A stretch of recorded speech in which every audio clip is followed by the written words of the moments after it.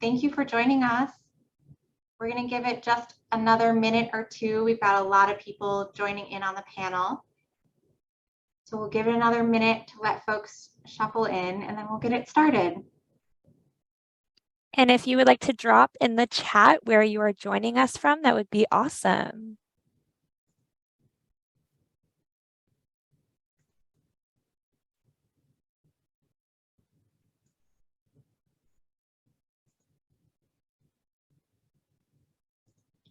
Great. Tavon's here from California.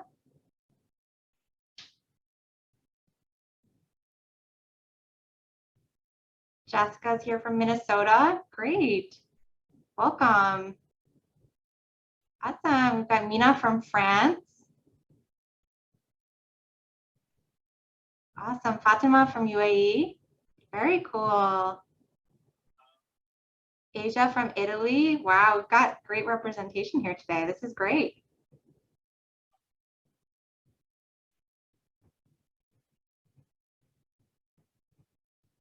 Great. Well, welcome everybody. If you just joined us, we're going to get started in just 1 minute. And you're welcome to put your where you're joining us from into the chat. We'd love to see where everyone's coming from.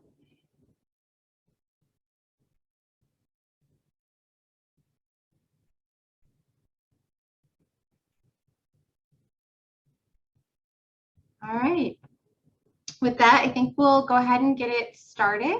Welcome everybody. My name is Rachel Gordon. I'm the Director of Enrollment here at ISEP Study Abroad, and I'm going to kind of be here on the background. I'll be managing the Q&A, managing the chat. If you have questions for your panelists throughout the presentation, you can feel free to put them either in the Q&A or the chat, and I'll make sure that they get asked to our panelists. And with that, I'm going to turn it over to Grace Glancy to get it started. Awesome. Thank you, Rachel. Hi, everyone. My name is Grace Glancy. Some of you already know me. I am the Student Services Officer at ISEP for programs in continental Europe that are non-French or Spanish speaking. So to start our presentation today, as most of you know, ISEP as a nonprofit organization, our mission is to make the life-changing experience of studying, interning, and volunteering abroad accessible and affordable for everyone by facilitating intercultural immersive opportunities in your host community and building these relationships within your host community, your host culture, and your host university. So how it works. We offer semester-long, full-year, and summer programs. We have over 300 universities in more than 50 countries. We have two program types at ISEP. We have ISEP Exchange and we have ISEP Direct. So for ISEP Direct, you pay specific program fee that's listed on the program page with flexible housing and meal options. Your placement is guaranteed in ISEP Direct programs as long as you meet the academic conditions listed on the program page. ISEP Exchange, on the other hand, is you pay your home institution's tuition, housing, and meals, and exchange placement is not guaranteed. So you can list up to 10 programs on your application. We recommend 3 to 5 programs with 1 or 2 programs with a good or excellent chance of placement. And if you have any questions on chance of placement, please reach out to your student services officer. And how to apply. So you will create an account at isepstudyabroad.org/apply. Once again, if you have any questions, we encourage you to get in touch with your student services officer, as well as getting in touch with your home ISEP coordinator to ask any campus-specific questions. And now I will pass it on to Jackie. Hi, everybody. My name is Jackie Langdon, and I am your moderator for today's panel. I am so excited to welcome our panelists as well as everybody who's joining us today. We have really great representation from all over the world, which is something that ISEP always loves to see. So I'll go ahead and introduce our panelists, and then we'll get more in depth over their experience and ask questions that the group may have. So Vikame is a student who's studying abroad in France and is originally from the United States. Sarah is a student who is from the Czech Republic, but studied abroad in the United States. Carla is originally from France and studied abroad in the United States also. Isabel is from the United States and then studied abroad in Poland. And then lastly, Ethan is from the United States and decided to study abroad in South Korea. So we'll go ahead and get a little bit more into each panelist background. And I'm gonna have each panelist start off with maybe talking a little bit about what your program was, and then share with us an anecdote or story highlighting a pivotal moment during your study abroad experience. So we'll go ahead and go to the next slide. Hi, everybody. My name is Fikemi. I'm actually originally from Nigeria, but I go to school in the US. So if anyone has specific questions about studying abroad as an international student already, I'm happy to answer any questions around that, because that was what I had to do. My program was at Université de Lille in France, and it was a semester-long ICEP exchange program.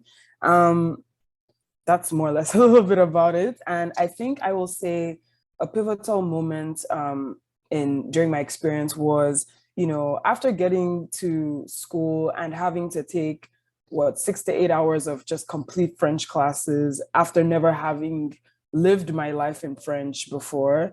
I will say there was a time where I was sitting in class and I wasn't, in prior classes, I hadn't been able to follow the discussion because it would just be rapid French coming at me all the time for 2 hours.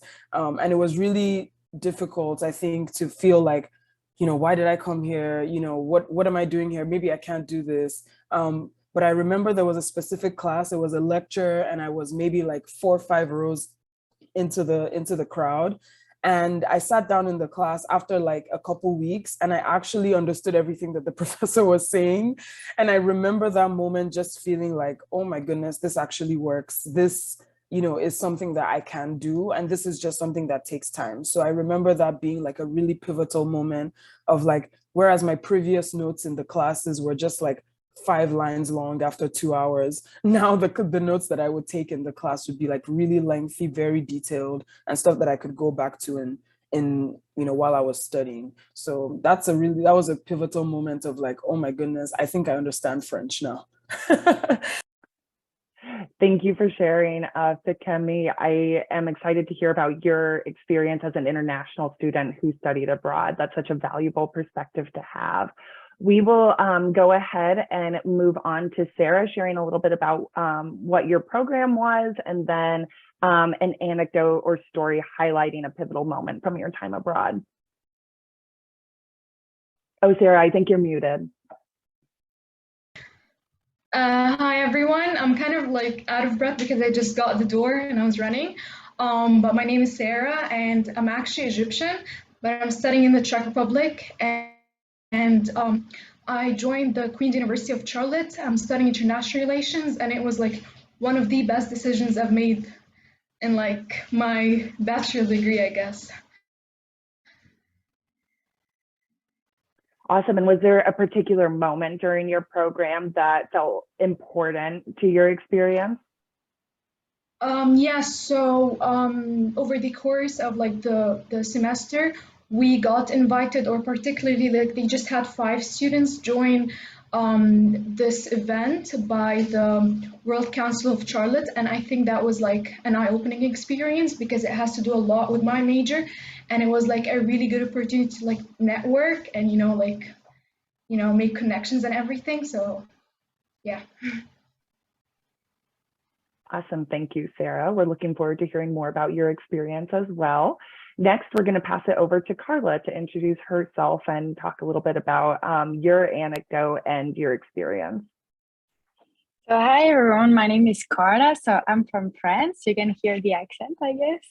I'm so nostalgic to see all these pictures because that was the best time of my life. Like I miss Nebraska so much. And I know Ethan, I've seen you're from Nebraska too. I went to UNED a couple times to party and stuff, so that was super cool. I don't know when you went abroad, but I was in Lincoln for the whole year. So I was thinking about a funny story that happened to me when I went to class. I think it was the second week or maybe the third one. I had to do a presentation in front of my class. And even if we were maybe 20 exchange students in my school, I was the only one in my class. So my English wasn't very good because I just arrived. And I had to do this presentation. And I remember I have to talk for 20 minutes all by myself in front of my class, and I was super stressed about it. So I stand up and I went on the board, and I started to talk, and then I don't know why, I think my mind think about something else, and I just forgot everything. And I freaked out. I was like, oh my God, I feel so ashamed. And I blushed and I felt so bad. And I remember my teacher told me, like, I think you're one of the bravest people I know, because it's so hard to go abroad and just like face people you don't even know about and be away from your family. And he said, you know what, here you're the only person who is able to speak in French, so you're gonna finish your presentation in French. And I remember my class was like, what the fuck are you talking about? So that was super cool. And I feel in my class at that moment, they all understood what I was going through at that moment, to be not in my home country. And that was a great moment. And then that was funny because at the end of the semester, I had another presentation and I did it super good. And I've seen my progress. So that was cool. That's awesome, Carla. Thank you for sharing. I know that it's always so fascinating to see how much people really value the effort that you put in to speak another language and put yourself out there. And I think that's something we're constantly seeing. They were like, you're going great, go for it. I was like, you were like, you're good. That's wonderful. Thank you for sharing that with us, Carla. Welcome. Now we're going to go ahead and shift to Ethan. So Ethan, the same prompt goes for you. Okay. Hi, my name's Ethan. I'm from Nebraska in the United States. Glad you like Nebraska, Carla. So I studied abroad in South Korea at Ewha Women's University. And one moment that was really pivotal for me, it might sound a little weird, but it was learning how to use the subway system. Because in the US, it's very car dependent, especially Nebraska, I feel like. So learning to be able to use the subway system and learning that I can like get anywhere in the city, I just have to like know where to go, was oddly empowering in a way. So yeah. Yes, I remember that from my experience abroad as well. It's just like, I recognize that landmark. I must be going the correct direction. And it is a very empowering experience. So thank you for speaking to that, Ethan. Okay, now we're going on to Isabel, who studied abroad in Poland. Hi, I'm from South Dakota, but I studied abroad in Poland. I did ISEP exchange. And I went for a semester. So I went from February until July. So my program just ended a little bit ago. One pivotal moment for me for my program was actually, so one night me and my friends went out, and before this, I obviously lived in like my hometown, which is actually really small compared to like small towns in Europe. My town is very, very small. I didn't think it was that small, but apparently it is. So I know where everything is and I know how to get places. And with my hometown for my college, it's kind of the same way. So I'd never really been without knowing where stuff is. And then I always had my friends who went to college with me that I knew all my life. And I had my mom always like within an hour's drive away. So I went to study abroad because I felt really dependent on everyone in my life. And I wanted to get to know who I was on my own without anyone else kind of influencing me. So one thing that really changed that was when I left early from the bar. And me and my friends had stayed in the bar, but I was walking home and I didn't know because it was only my second week in Poland. And I did not know how to use the tram or buses at all because we really depend on cars, like Ethan said. And so I did not know that the trams stopped at midnight. And that was the only thing I knew how to use. And my phone was at about 20%. And I did not know that the buses were the only thing that ran. And so I went to a bus stop and I realized it was the wrong one.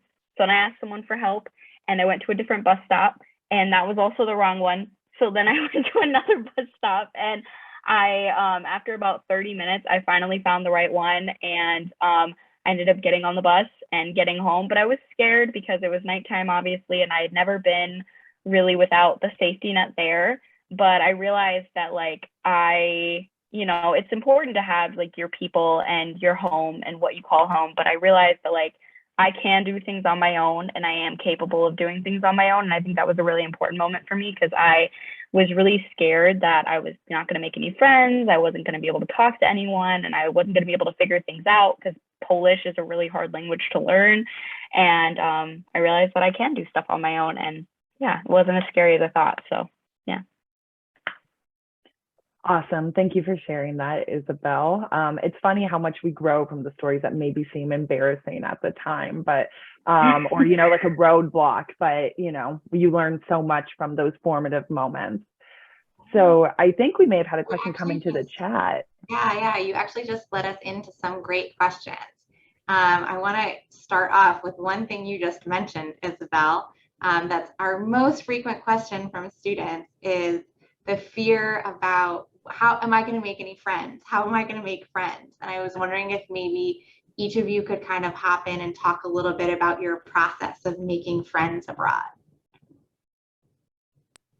I think you did make friends. Okay, I could start. Yeah. Okay, do I start? Yeah. Yeah, okay. So, as I said, I went to Queen's University, and I did not know prior to joining that it's mostly like an athlete-based university, if you know what I mean. Like everyone that goes there is in like an athletic scholarship.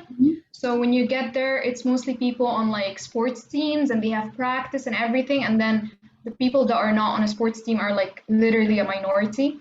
So honestly, like when I first got there, that was kind of like hard to deal with, because usually when you're on the team, you already know your teammates, and it just becomes really easy. But then the people that aren't in a sports team, they just feel like a bit excluded. So that was like one downside to it. But then the good point was that everyone there was like super welcoming, and there was like this really friendly atmosphere that you could just feel literally.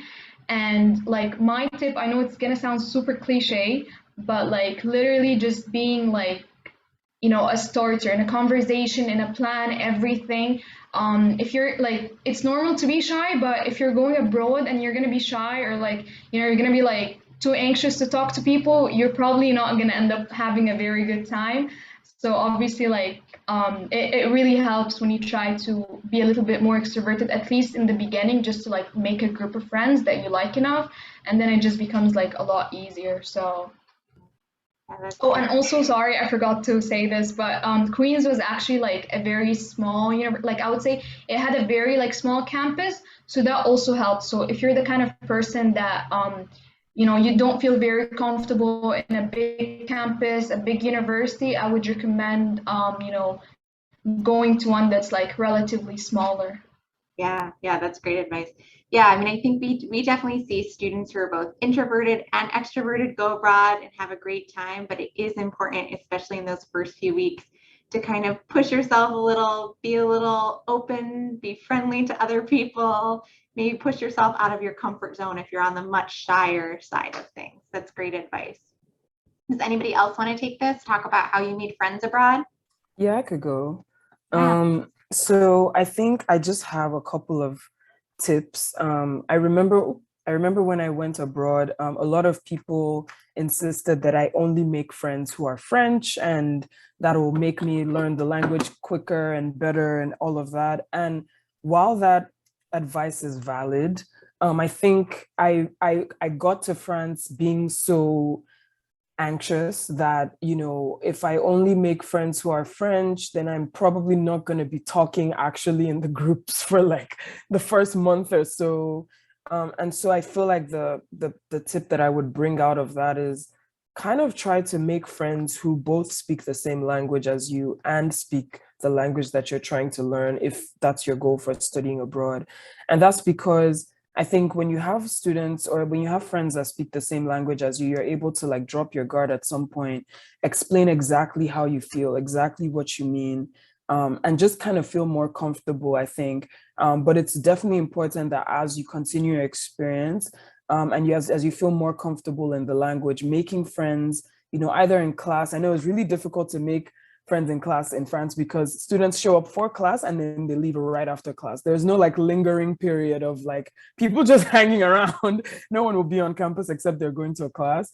But it was really helpful. I think like there would be times where I was in a class for the first time and I would like write a note in French to like, hi, I'm an exchange student. If you don't mind sending me your email so you could send me like your notes and stuff like that. And that was how I made a lot of friends in class, was just like writing little notes because I didn't want to like interrupt the class where everybody was already like a week or so ahead and I was not like yet up to speed. So I would say that's the biggest thing is, sure, it's really important to make friends who speak that language that you're trying to learn, but your peace of mind and your comfort is also very important. So, try as much as you can to, make those many friends who speak the language, but also, talk to your family a lot, make friends who speak the language that you speak or are most comfortable in, so that you have that balance of like, you're not just always constantly pushing yourself to the edge because, it's not going to be a great experience if you're stressed out all the time or if you're fatigued all the time. And that was an important balance that I feel like I had to strike. And then the second thing or second tip is Bumble BFF. I cannot stress enough how great Bumble BFF is. If you don't know what Bumble is, it's basically a relationship building app. You can use it for like dating, you can use it for business, you could use it for friendships. I think it's mostly known for dating, but it definitely has its side of like I said, Bumble BFF, which is just for friendships and building friendships. And it completely saved my life. It was how I met my first French friend. When I was traveling by myself around Europe, it was how I made a lot of friends. We would literally meet on the app. I actually met another Nigerian in Madrid while I was there. So that was really cool. We would meet right when we were there. And like in 3 hours, we were at a party together. Like, I feel like it was such a nice way to, everybody says exactly what they're looking for, exactly how long they're going to be there. And it's so easy. I still talk to one of my friends from Bumble BFF, who I also met in Madrid till today. And we're just like, she's just such a great person. So I think Bumble BFF, it's very nice to go out of your comfort zone, whether you're introverted or extroverted, because, you can have that first interface of just like the app to kind of break that barrier. It's a lot easier to just kind of like, I honestly started practicing my speaking French on Bumble, not the BFF portion. It was just really nice being able to like learn the texting lingo and just read how people text and stuff like that. So yeah, the apps are a lot more helpful. There's like Hello Talk, there's Hello something, and then I use Bumble a lot, so highly recommend. Yeah, that's awesome advice. It looks like Isabel seconds. You want to hop in, Isabel? Yeah, just one thing. So like a problem I had when I was obviously like those are really great advice. Highly recommend Bumble BFF. And I know, okay, this is weird, but try Tinder. I know it's weird, but just put in the bio that you're only looking for friends. So many people go on Tinder. It's in every country. Just put in the bio you're only looking for friends. And you can even put like only girls or only guys or whoever you want. And yeah, anyways, apart from that, I think it's really important. So I am a big introvert. And when I got to the school, I really recommend getting involved, like emailing your school ahead of time and like emailing them and asking what kind of buddy systems they have for like international students. Cause that's how I met a lot of my friends. We had like a buddy system group chat. And so we would all they would put in the group chat, we're all going to this bar or this party and we would all go together. So that was really interesting. But also something I want to recommend is like, I know you want to push yourself out of your comfort zone, but don't feel pressured to do things you don't want to do just because you want to make friends, or don't feel pressured to be around people who aren't nice to you or aren't fun to be around just because you want to make friends. Because in the end, you're not going to this experience at the end of the day is for you. It's not to go out to every party. It's not to stay at home all the time. It's to do whatever you want to do, whatever that means for you. And so don't pressure. Like I felt really pressured in the beginning. My friends went out Monday, Wednesday, Friday, Saturday till 6 a.m. And I felt really pressured in the beginning to do that all the time. And I realized that you really don't have to. And the people who really want to be around you will make time for you outside of that. So yes, go out of your comfort zone, but do it in a way that still makes you really happy at the end of the day, So yeah, that's my advice. Awesome. Yes, that's great. Thank you all. That's fantastic advice. Ethan, do you want to jump in on it? Yeah, so for me, it was kind of difficult to make friends in the beginning because Korea was more strict with COVID prevention policies. So my classes were mostly online and all the clubs were meeting online too. But halfway through, the clubs switched to being in person, and that was like a big moment. And I feel like clubs specifically were really helpful for meeting people. I was in another kind of like buddy system club where they'd match us up with a Korean buddy and we'd do some like cultural activities. Like we went to some cooking classes and we saw like the cherry blossoms blooming together.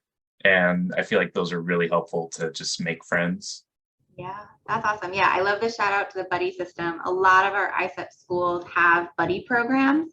So I would definitely recommend that anybody studying on an ISEP program ask about a buddy program because a lot of the schools have them. We've got another great question here in the chat from Tavon. I love this question. He said, how do you think your experiences abroad have helped you grow as a person? Do you feel more independent, more able to adapt to unknown situations? I think I might start with Carla on this. What do you think?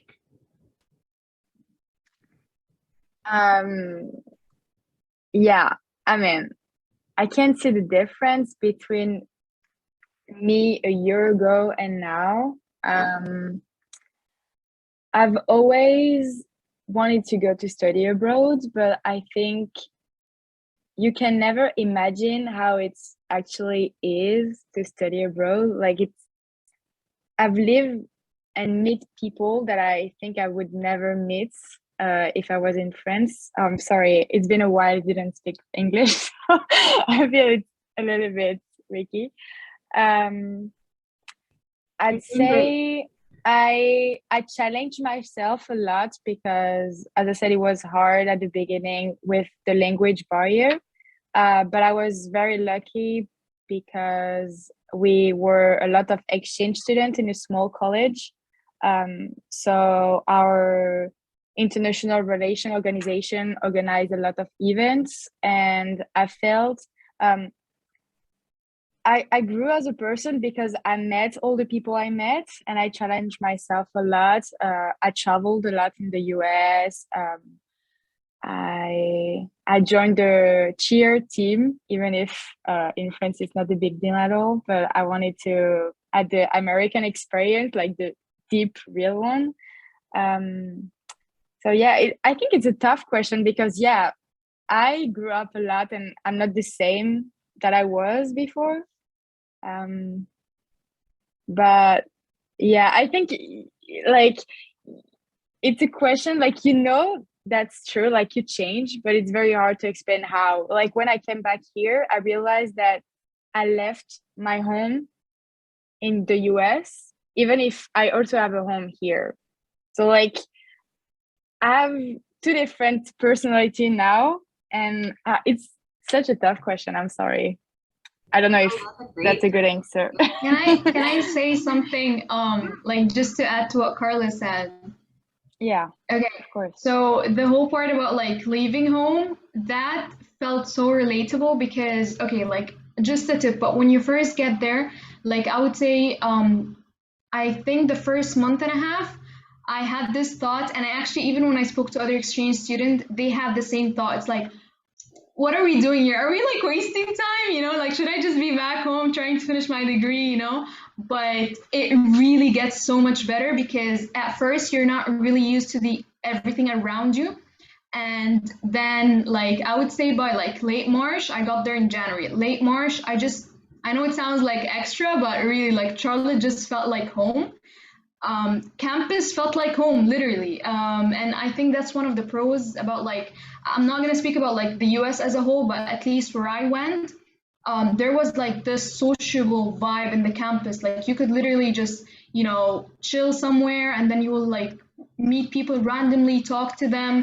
And when sorry, like I'm not wearing my glasses, I can't read your name properly. You're good as but when you mentioned sorry, yeah. When you mentioned the whole thing about like in Europe, like people leave right after class and they get to class like, 5-10 minutes before. I can relate to that because I study in the Czech Republic and it's the same thing. So I did see like that, like different culture in the US, like, no, you get a lot of like sociable time in the class because I noticed that the professors actually really care about like interaction among students and interaction, just in general. So you get a lot of like speaking and stuff, which, obviously helps a lot. So, yeah. Yeah. And also, I wanted to say I grew also professionally. I realized that here in France, so go to college, it's free. I don't know if it's the same in other parts in Europe, but in France, it's almost free. So when you go to college, like everyone can go to college after high school and graduate and try to get a job. And since in the US, not everyone is going to study in college, when you graduate, there is a lot of people who are reaching out to you like, hey, are you looking for a job? Me, like it's been 3 months, I'm back in France and I still get messages on LinkedIn and my American college email address like, hey, are you still in the US? Are you interested by work for our company? And I'm like, wow, that's crazy. Like I would never get that opportunity if I didn't study abroad. And also I did an internship when I was abroad during the second semester. And for me, it was like a super good experience. And I was thinking that I was lucky to study abroad and also get an internship abroad because on my resume now, a bunch of people are going to ask me question, how did you do that? And how was it? And the language barrier. That's really wonderful. Everyone has such insightful stories to share. And, everyone's kind of alluding to this with all the positive impacts you had interacting with other cultures and, talking about adapting to other cultures, which is a good tie into a next question that we have. When you reflect on your time abroad, how has it impacted your worldview? And who you are today, which I know we talked a little bit about growth, but just how did your time abroad impact your worldview? So let's go ahead and maybe start with Ethan on this question. Okay. So the way I got that I ended up studying abroad in South Korea was kind of different. So I was trying to study in Japan for a long time, and Japan had a student travel ban because of COVID. So I had been trying to get in for like 2 years, and eventually it was my last semester, and I was like, I wanted to study abroad for a really long time. I'm going to go somewhere that I know is accepting students. And so I chose Korea because I figured it was probably the closest culture to Japan, and because they were letting students in for sure. And so I did that.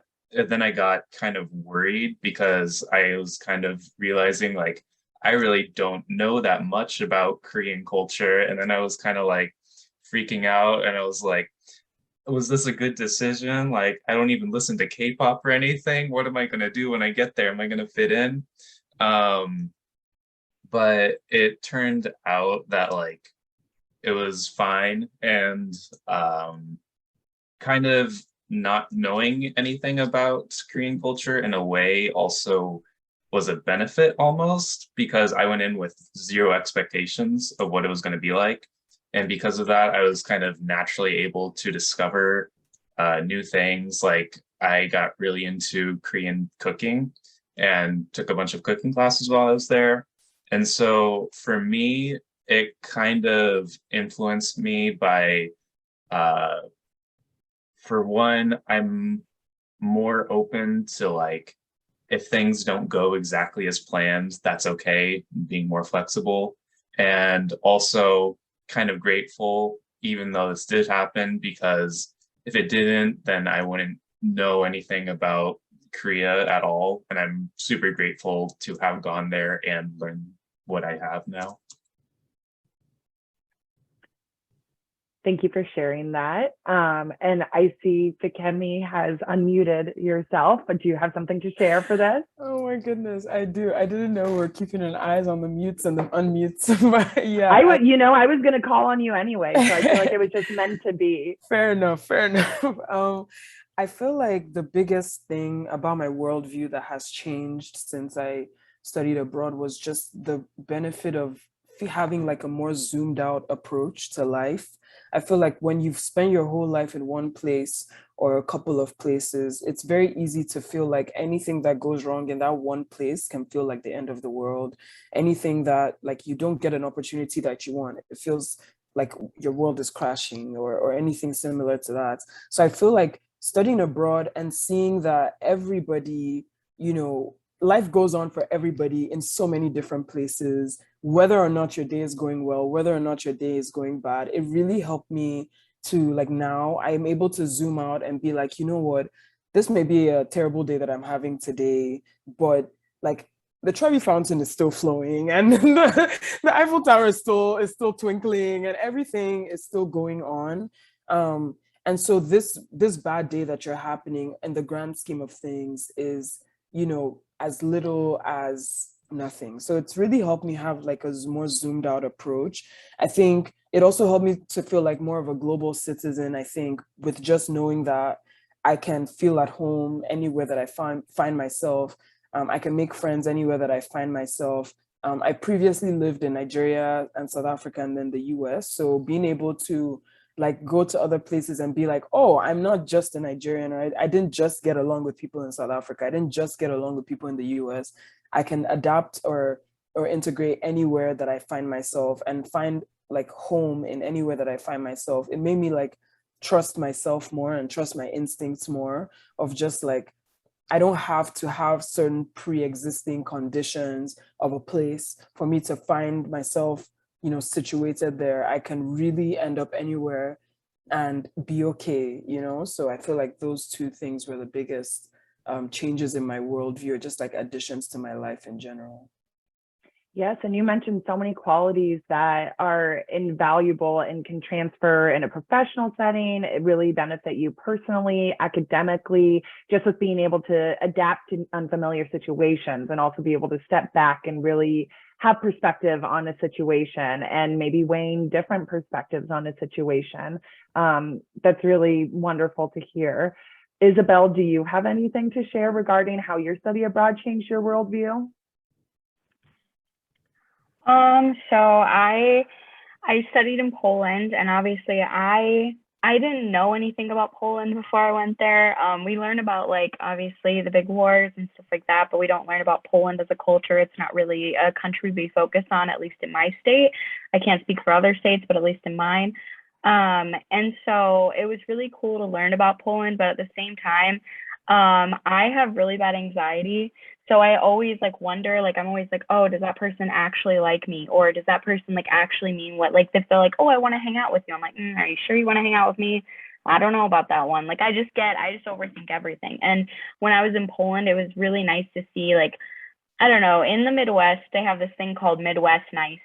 So people will be nice to you sometimes, not everyone, but sometimes, even if they really don't want to be nice to you, they'll just be Midwest nice, And so I found in Europe, especially in Poland or like Eastern European countries, but all over Europe, there's a very much like people are going to say what they mean, and they're not just going to be nice to you to be nice to you. You know what I mean? Like, they're not just going to be like, oh yeah, I'd love to hang out with you, or I'd love to be your friend. They aren't just going to say that and not hurt your feelings. They're going to tell you how it is. And so I think that was something that really helped me, because I learned that, like, I don't have to worry about if somebody is going to tell me that they want to hang out with me but not really mean it. Who cares? Like, if somebody should be straightforward, people should be straightforward. And at the end of the day, like, you shouldn't have to worry about that. So I think if that's a worry for anybody, if you're going to study abroad and you're like, oh, what if people don't want to hang out with me or whatever, it's just like, just trust yourself and trust what people are saying, because a lot of the time in Europe, when they say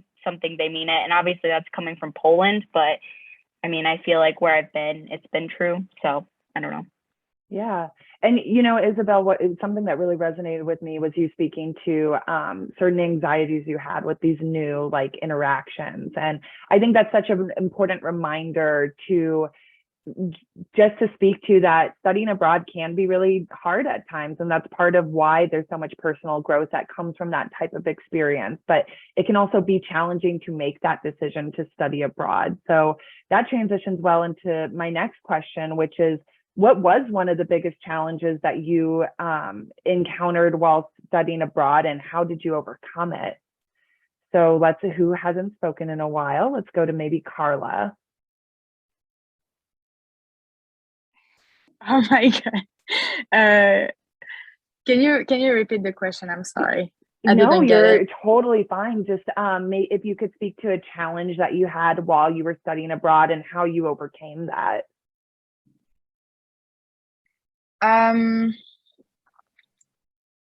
I think the biggest challenge I had to face was the homesickness at the beginning.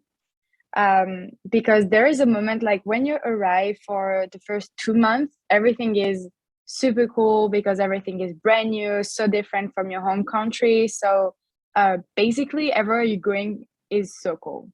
And then you start class, you meet people, even if you call your family, they're not here with you, or even your friends. And then there is a moment when I don't remember who said that before, but someone said, oh my God, I forgot everything. I'm so sorry. Someone said, well, I forgot what I was about to say.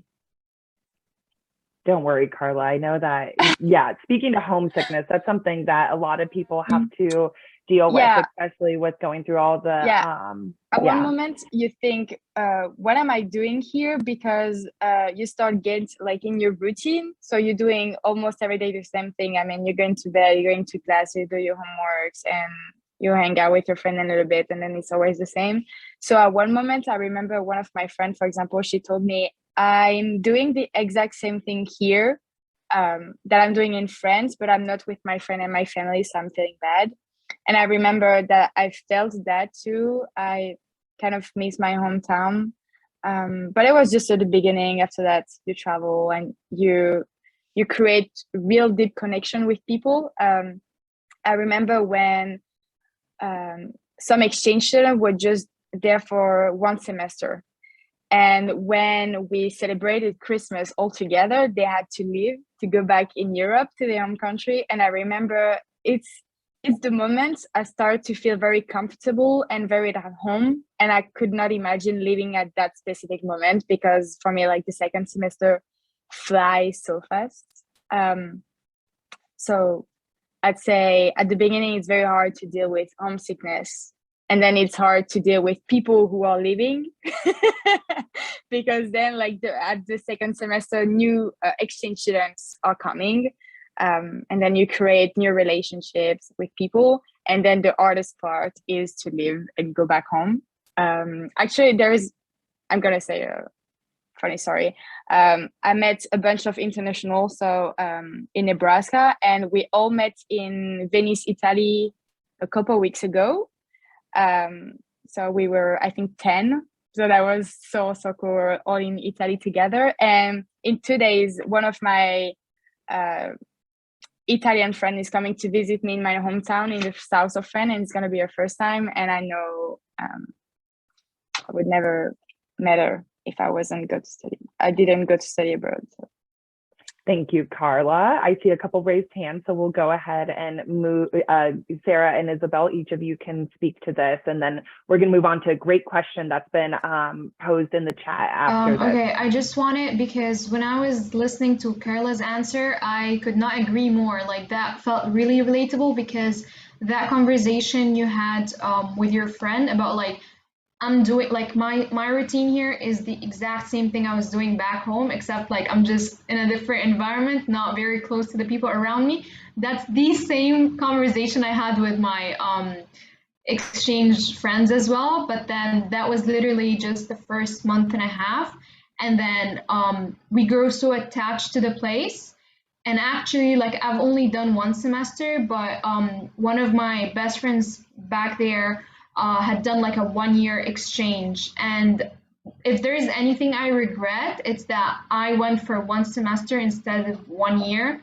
And the reason I actually went for one semester is, although like I'm actually, like, I would say I'm more on the extroverted side, I was still very anxious about like feeling comfortable in a completely new community with like completely different people. And that kind of affected my decision. I was like, what if I don't like it? I'm just gonna go for one semester, I don't want to risk it. But then when I was there, I was like, this has gone by way too fast, and I really regret not staying for longer. So yeah, that was one thing to think about. Thank you, Sarah. And Isabel, I want to give you a chance to speak quickly to any insight you may have. Yeah, I was just gonna say I had the opposite. So I was not homesick when I first, maybe like for 2 days. After that, I was not homesick. I don't have a very I think it depends how attached you are to your family. Me and my mom are very independent, so I didn't have a lot of like homesickness in the beginning.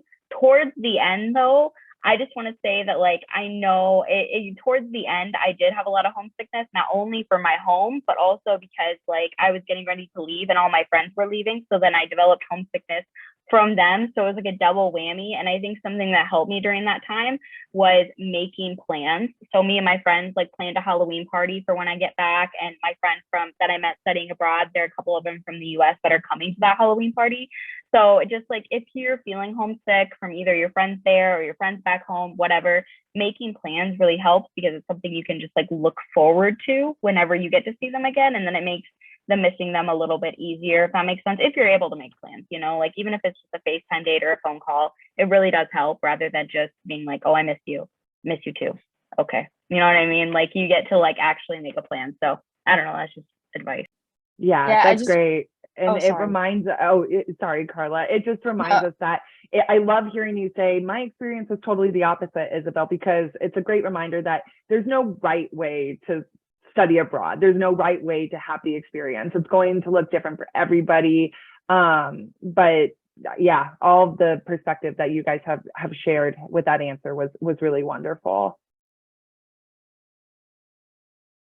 So we've got another great question from the chat that we want to make sure we ask. So Kelsey asked, what's the biggest misconception you had about your host country before living there? I think I might start with you, Fikemi. What's the biggest misconception you had about your host country? I don't know that it was a misconception because it was true. I think people just talked a lot about how, in general, I think. Okay, so I'll contextualize by saying I intentionally didn't go to Paris, or I didn't put any school in Paris on my list because I wanted to go somewhere that, barely anyone was speaking English on a day-to-day because I wanted that hard experience. And so, my expectation was that it was going to be extremely hard in the beginning because I heard that, French people are not as welcoming or willing to speak English if someone isn't speaking French very well. And, Carla can correct me if I'm being wrong, but that was definitely what I experienced was like, if you were a little slower with your French, they're more likely to either speak English if they can, or just ask someone to translate what you're saying. And I think it was hard, but it was still worth it because setting up my bank account, which would typically take like 30 minutes if I was in the US, took like 2 days of me going back and being like, hey, that's not what I meant. So it wasn't really a misconception because it did turn out that in Lille, not as many people spoke English. And so I was able to just rapidly have those hard experiences in the beginning and not wait for them to happen in the end. But that was also something I was going to allude to during the challenge question. Was the biggest challenge was like, I wasn't used to slow progress or slow growth, but studying abroad forces you to really go through every single day being hard at first, and then every single day being medium, and then every single day being slightly better. So like, it wasn't really a misconception. It was something that I wanted. It was a hard experience with the language, something that I got. Thanks to French people and their absolute welcoming nature to English speakers. And then, something that I eventually got through with, just like getting used to day by day. I'm going to remember one word that I didn't originally know yesterday. And that is enough for me, I think. Oh, that's great. Isabel or Ethan, do you want to speak to? I know, Ethan, you said you didn't have too many preconceptions about study abroad in South Korea. Did you have any misconceptions? Isabel, do you want to share one? Yeah, so I didn't know anything about Poland, but I had heard from a lot of people, this is a really bad misconception, but I'd heard from a lot of people that Eastern Europe, especially like, it was kind of sad. One of my professors even said to me, because like obviously when you think of Europe, you think of like Paris and the United Kingdom and like the big flashy buildings or whatever, but he told me, he's like, oh, I wouldn't recommend going to Poland. Like, it's not pretty there. It's like really dirty. You're not going to like it. It's like the gross part of Europe. But I thought the complete opposite. When I went to those big cities, rather than the small cities that are like, or in Eastern European countries that like don't have as many tourists, you get more of like an authentic feel of like what the country is about, rather than like, obviously, if like I go to Paris, not that I'm not going to get a feel for what France is like, but there's tourists everywhere. You know what I mean? You're not going to get a feel of like what France really is about if you just go to Paris. You know what I mean? You're not going to get an authentic feel, in my opinion, I guess. Like the same way if you went to Washington, D.C., you're not going to get an authentic feel of the United States. You know what I mean?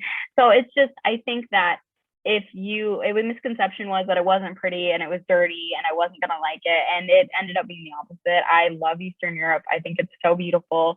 It has some of the oldest buildings, not oldest, but like old buildings, really pretty buildings. And I don't know, just like if someone tells you that it's gonna be dirty and not pretty, I don't know, it doesn't matter, and just go with whatever you want to do. Don't listen to them.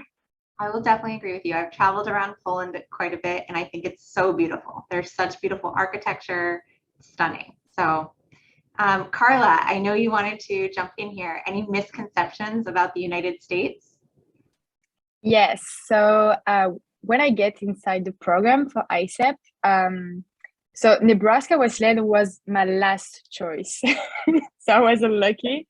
And I remember my first reaction was to cry, because for me, I was like, I didn't even know where was Nebraska. I just chose it because for my classes and my home university. And I remember talking to my parents, like, I don't even know where is it. When I was talking about it to my friend, they told me, is that Alaska? I was like, no, Nebraska. That is different.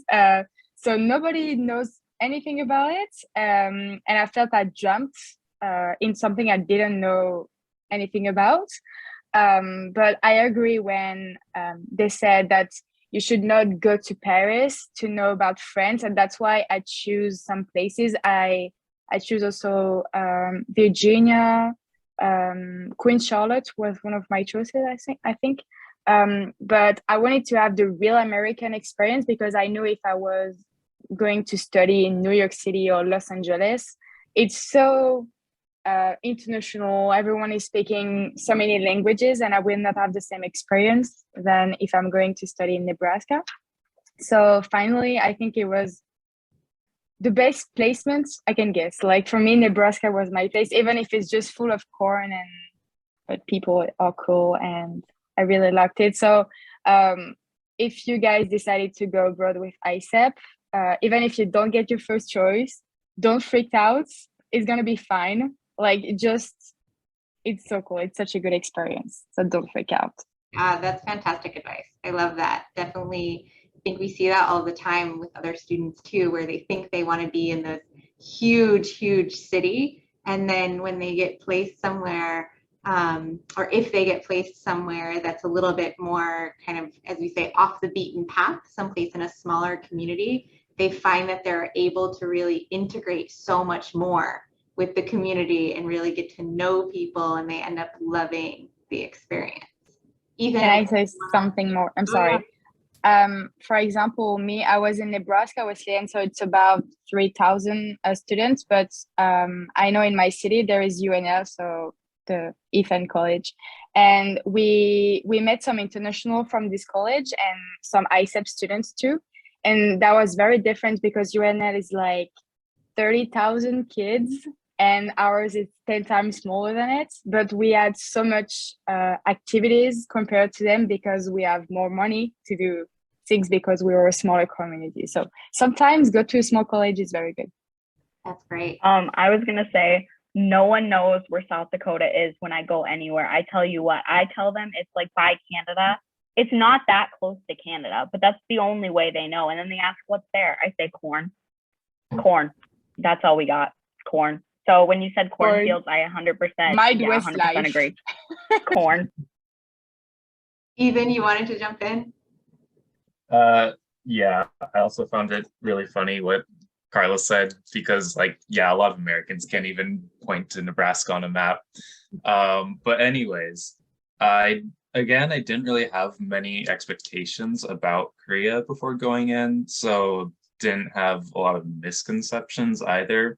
Although there were two that I could think of. One was like liking K-pop, because I thought like, I don't, it was like one of the only things I knew about Korea at the time. So that K-pop is big. So it was like, if I don't know K-pop, then like, what am I gonna do? But like, there's other music that's Korean that's not pop. There is like non-Korean music that people play. There's Koreans that don't like K-pop. Like, it's not a big deal at all. Other thing was like, no, but there's a different band that I like. So the other thing was that like situation with North Korea was also not what I expected either, because a lot of the times, like in the US, you only hear bad things that happen, but like in South Korea, people just are like just living and just it's not that big of a deal to them. And also kind of like the way that it's conceptualized, I guess, was different than I was expecting, because the Koreans kind of see themselves as like one people that's been divided rather than like two separate countries. And I found that really interesting. Yeah, that's super interesting. Thanks for sharing that. All right, we have about 1 minute left for questions, and then we're going to need to wrap it. So we have one question for Sarah, and they asked, did you find it hard finding halal food if you eat halal? Do you eat halal, Sarah? Okay. Just to like give a quick and short answer, Queen's University is a much smaller university than like your typical school. I wouldn't say it's that diverse with like the religious or ethnic background. So there weren't many Muslim students, but during Ramadan, they actually like established like they had something set up for people that were fasting in the dining hall. So you could get like your futur and your suhoor on time, which was like seriously a very good move.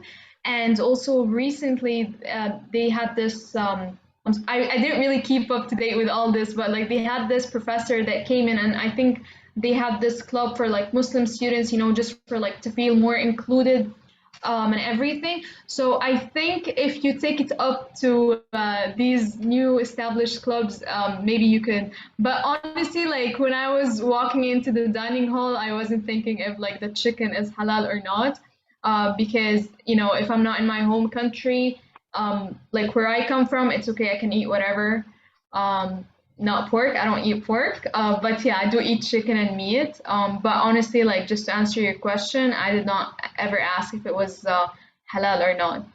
But Queen's University, again, the administration, they're super friendly, and honestly, if you take anything to them, they're willing to do anything for the students. So that's seriously like a plus. So yeah, and I think you'll find that at most schools in the United States, they're willing to do anything to really help students, especially if they yeah, that's true.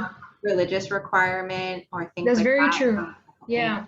I think, again, that's because Queens is a small university. I think in big universities, they do have this option. But if you're asking like just in general in Charlotte, no, you will definitely find a lot of halal food. It's a big city, so.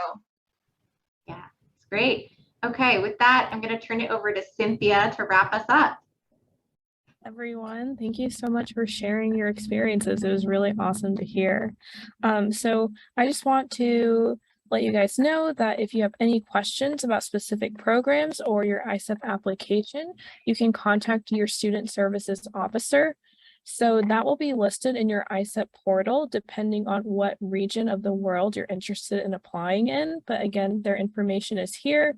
So if you're interested in applying to certain countries, make sure to check your ISEP portal. And then just a few reminders. So we have an application workshop coming up on Wednesday, August 31st.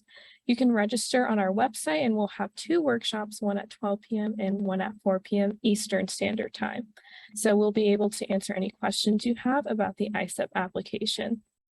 And just a reminder that the deadline for ISEP exchange is September 15th. For direct, it may vary, so just check our ISEP website for the most up-to-date information. And then also, you can feel free to follow us on Instagram at ISEP Study Abroad, and we actually post a lot of reminders about our upcoming events and other opportunities for ISEP students. Awesome.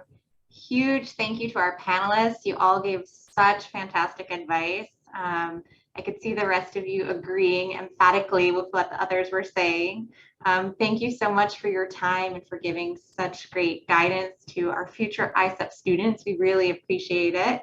And thank you to everybody for joining us today. That's going to be it for today, and we hope you join us at the application workshop. Thank you, everybody. Thank you so much. Bye. Goodbye. Thank you.